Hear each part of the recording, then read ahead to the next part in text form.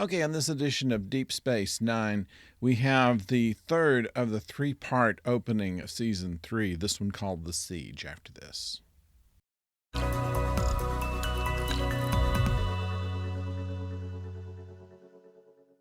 Hello out there, I'm the oldest nerd, and I have to say this is a very good episode. The intrigue that was introduced in the other two episodes pays off in this one, obviously, where we have the run-in with the Bajoran military and Kira and Dax trying their best to find a way to get the information that the Cardassians are involved in the supplying of the Circle. And all of this, of course, comes together. We know this because the other way around would be the Federation leaves DS9 and we'd be done before the end of the second season. So that's not going to happen.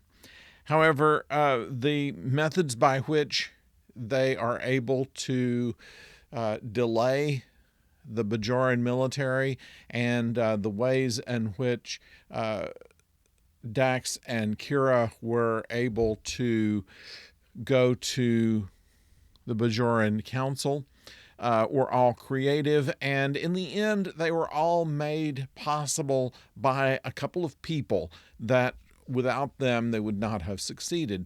And it's interesting writing in that in most of these kind of episodes it's always the hero that has to be the one that brings the conclusion of the episode. And in this case, they have basically a couple of guest stars who come in and say, no, we're going to solve everything.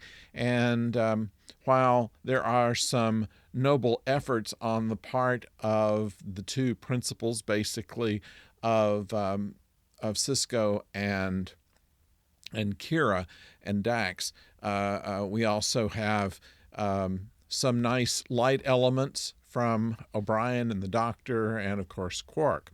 And in the Quark part of this, we have another rule of acquisition, number 31: never make fun of a Ferengi's mom. And it's in response to a very good line by Bashir when Quark is dragging a case heavy with latinum and claims that they are personal things. And the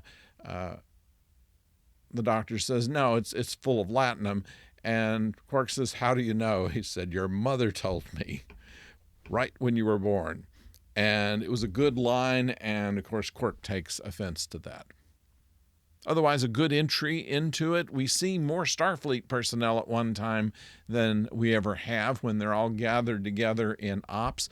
We have an interesting idea for how they are to defend themselves against the Bajoran military, which, of course, they're outgunned and outmanned on this, but they are able to do a little bit of sabotage of the station, and breaking themselves up into groups appears to be the way that they can get key people and get kind of a word to them. We're not trying to hurt you. We're trying to let you know what's really going on.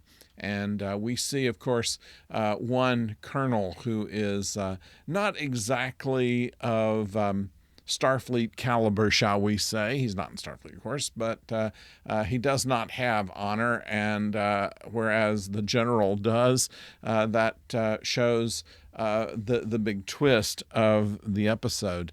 And while by the end things have kind of reset, there are some things that are going to have implications moving forward. As each episode comes its way, I am more and more impressed with the acting, with the characterization, with the writing. I like the way that Bashir has come from just a smarmy schmoozer to someone who is a very capable officer, while he does have his certain little banter with O'Brien, which is a nice little addition to the banter between Odo and Quark. We see a little bit more also of the frenemyship of Odo and Quark, and it builds these relationships, Kira and Dax as well, where we weren't certain how these people were going to get together before.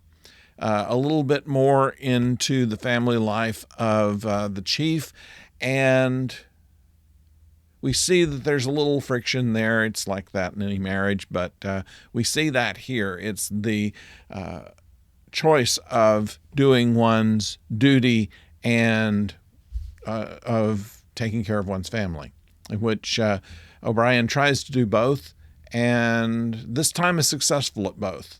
But, who knows how that's going to play out down the road. So that's our take on Deep Space Nine, The Siege. We'd like to know what your take is. Put it below. And, of course, if you have not subscribed, please do so. And we'd like a like if you have a like to give. So thank you very much for watching. We'll be back tomorrow with an episode of the original series to review. And then, of course, later in the week, we have another Babylon 5 and Lower Deck. So until then, don't go far.